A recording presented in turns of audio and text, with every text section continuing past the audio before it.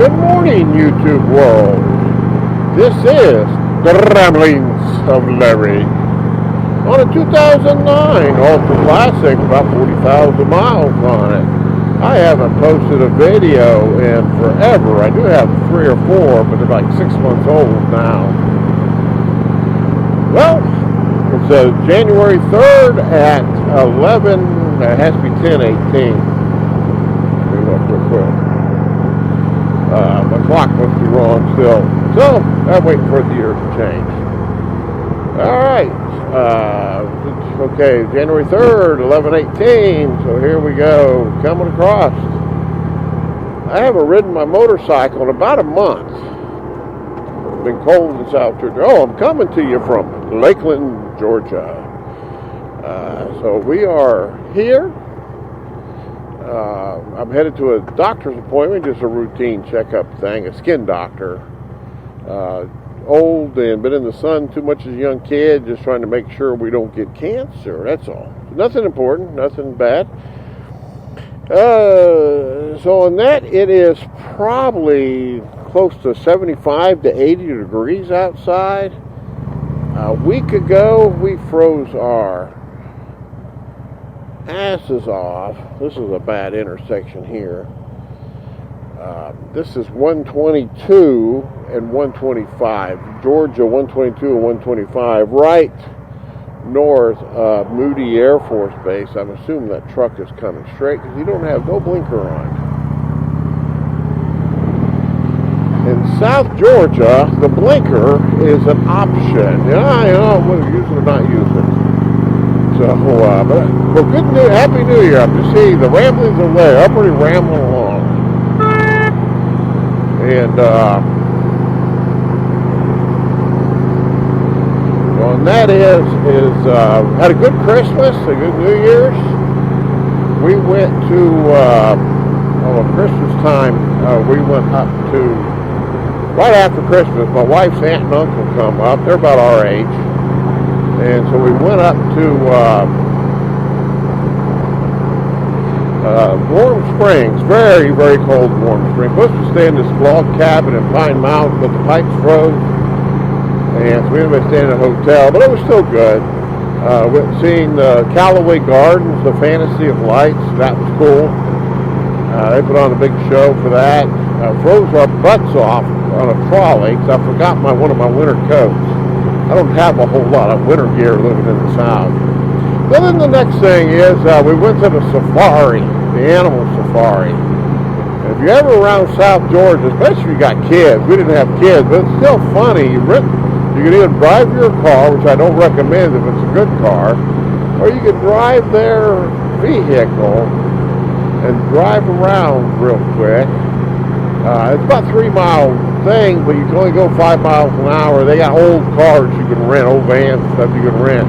And these animals, zebras, giraffe, buffalo, they come up to your car and stick their head in the window wanting food. You buy these pellets of food. Of course, they're conditioned to do this now, and it's funny, especially like my wife and her aunt. They don't like having their fingers slobbered on with these animals.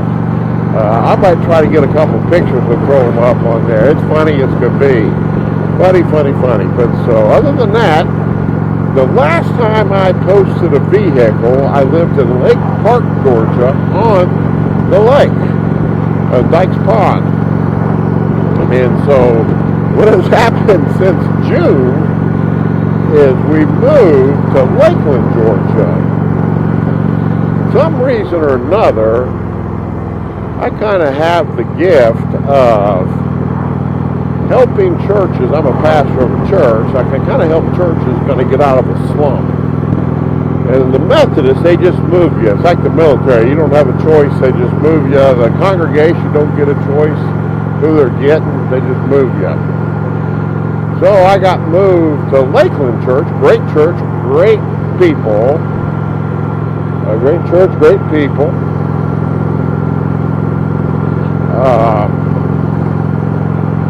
But they're kind of just stuck in a rut, and so churches do that. Businesses do it too. Let me bring up some. I don't want to bring up religious stuff, or for those who are not churchgoers or believers or anything. That's not what this channel is about. That's just what I do and what I believe. But so churches. The biggest thing with churches is they don't have most of them don't have a vision of the future. And like a small business, think about all the small businesses that used to be out there. And when technology changed, they didn't survive because, the thing with the internet, well, go along, and people are not loyal to a brand, even though you got some are loyal, like Harley Davidson. There is some loyalty still around, but and companies, the old days of companies, you went to work for some place, they took care of you, they took care of your family, and they took care of you when you're retired. If you worked 25, 30 years or so, they took care of you when you're retired too. Those days are gone. Everything's about money. There's so much greed in the world. And so one of the problems I guess with churches is that's kind of the last place that a lot of people have a little bit of control on. They can't change, that they can control the change in the church, and it doesn't change. And they can't figure out why the music doesn't change, the message doesn't change, the interior doesn't change. And they can't figure out why when the kids get old enough, they leave, either they go to big churches or churches with different music. And so the unwillingness to change has really, not just the Methodists, but all of them. Especially more in the rural or south, more that situation is. So with that in mind, they send me in to help them change. Oh man, I'm getting tired of it. I'll turn 60 in March. I've been doing this for almost 20 years. I spent 23 years in the military. Honestly, I'm ready to retire. I'll just be real honest with you. I'm ready to retire. Before I got back and sciatic nerve issues, it kind of affects me riding sometimes. Before I get too bad off, I just really want to get on my bike. I want 2 bucket list things. I want to ride to Maine. Maine is the only state that I have never been in. Maine is also the only state that I have not rode a motorcycle in, too. I have ridden a motorcycle, not the same motorcycle, but I have ridden a motorcycle in all 48 or 49, excuse me, I don't even know how many states there are. All 49 states. I was stationed in Alaska. Me and another guy owned a Harley Davidson, an AMF Harley Davidson. If you want to consider that a Harley Davidson. And of course I had a couple of dirt bikes and stuff. I was spent twice, 2 6-month stints in Oahu, Hawaii, and I got to know a guy who had like a little Honda 300 or something. It's an older bike, but it ran well, and I ran all around. It was just easier to get around the island on that little motorcycle. I have driven from San Antonio, Texas to Queens, New York. There's a woman story involved here. To Portland, Oregon. I picked her up in San Antonio, went to Queens to her house, went to Portland, Oregon, and back to Del Rio, Texas. From Missouri, I was stationed in Idaho. I've ridden bikes all over the place. I've ridden all kinds of bikes. Technically, this is my only Harley Davidson I've ever owned. The other guy owned it. When I was still single in Texas, I dated a girl that had a Harley. She had 2 Harleys. Her husband had passed away or something. She still had the Harleys. It was, I think, a Heritage Softail or something. And when we'd go out, we'd ride the bikes occasionally together. So I have ridden on and off my whole life. And this is the intersection I need. Valdale Road. There it is, right there. And here's all these idiots. There's a truck coming, there's a car on that side, so we're going to go ahead and cut across. No traffic coming that way. There we go. This is a pretty good road, actually. And so, with all that being said, all that being said, I have ridden motorcycles on and off. In 2014, I kind of got back into it. The bikes just got bigger. Now I'm on the '09 Harley Davidson, which I just love. The only reason I'd ever want 96 cubic inch engine goes fast enough for me. It's got stage 1 done to it. It's a simple bike. It actually goes. I keep it well maintained. It does need an oil change, but not because of time, not because of miles, but because of time. It's been for quite a while since I had an oil change. With all that being said and done, it does fine for me. I enjoy the bike. One of the best bikes I've ever owned. The only reason I'd like to upgrade, one is just newer technology, but I want the infotainment system. I get lost. I about can't go from the bathroom in my house to the living room without a map or a GPS. I mean, it's not quite that bad. We joke around.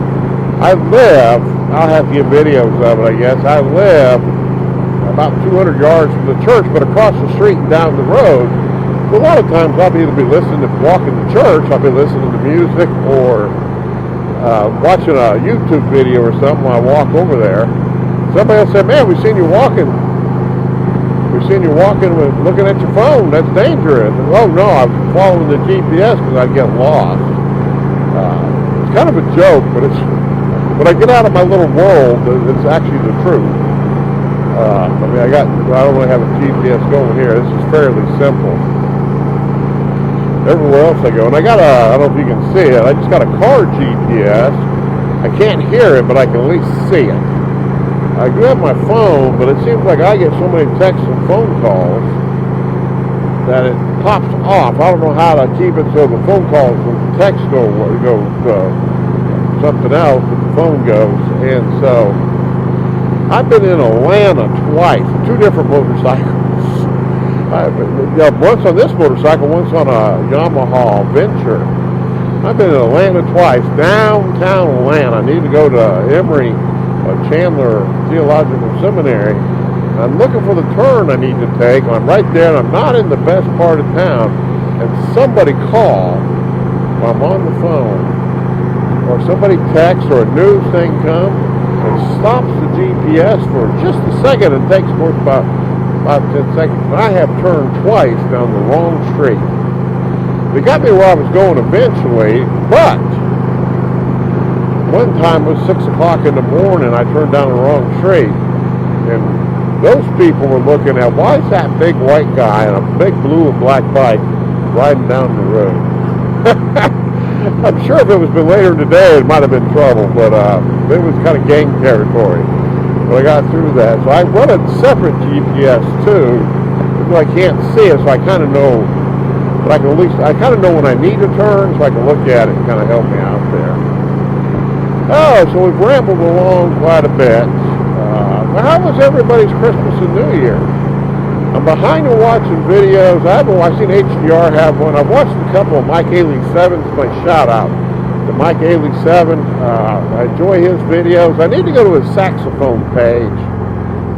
He's learning to play the saxophone. And let me tell you, my daughter, who's a genius without a degree, what she wanted for Christmas was Japanese workbook on how to learn the Japanese language. And so she sits there 3 or 4 times a day with cell phone. There's an app that come with it, and she's starting to learn Japanese. Why Japanese? I don't know. Lord help me, I ain't got a clue with kids today. That seems to be a fad with younger people. She gets candy and different things from Japan, and she says she wants to go there one day. I have a station over there. That's a pretty good place. They're pretty friendly people. So she's trying to learn the language. She watches Japanese, of course, the internet. She watches Japanese TV and picking up the language there. But so I bring that up and bring up Mike Haley 7. He's learning to play probably for over a year now, 2 years now. Learning to play the saxophone. I applaud people. No, my daughter's 25, but us old folks, Mike Haley 7, myself, and somebody else out there. Man, you're trying something new. You're hopping out of your comfort zone, trying something new, play a musical instrument. Maybe some people are riding motorcycles for their first time. And that idiot got in my lane, I think on purpose.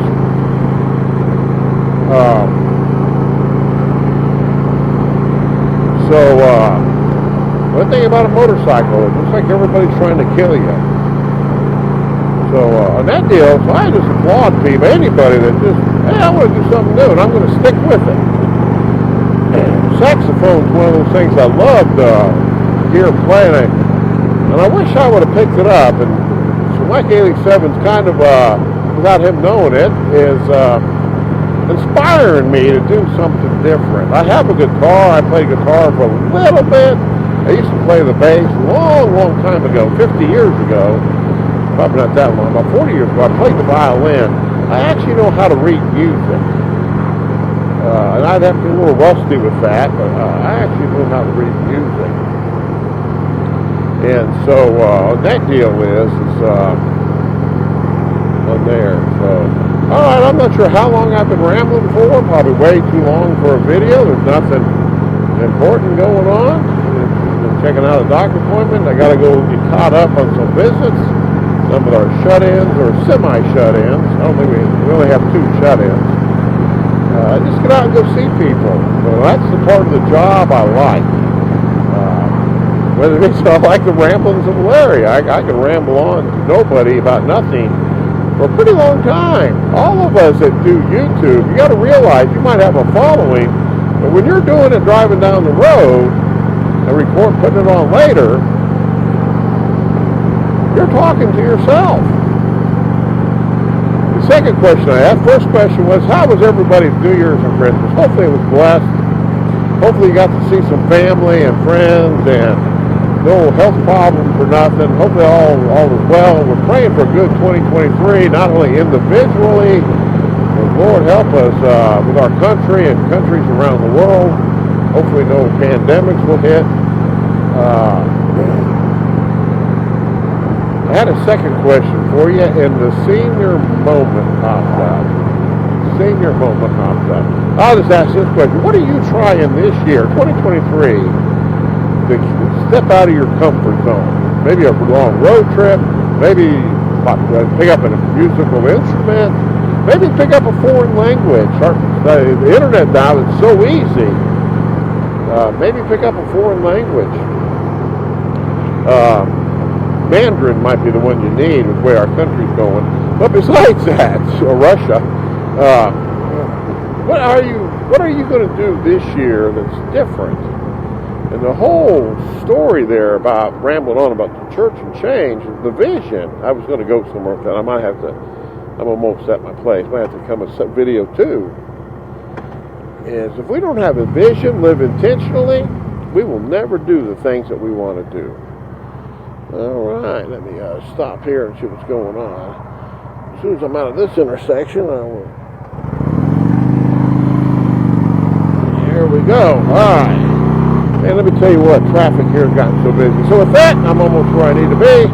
I will chat with you all later. This is the Ramblings of Larry, signing off.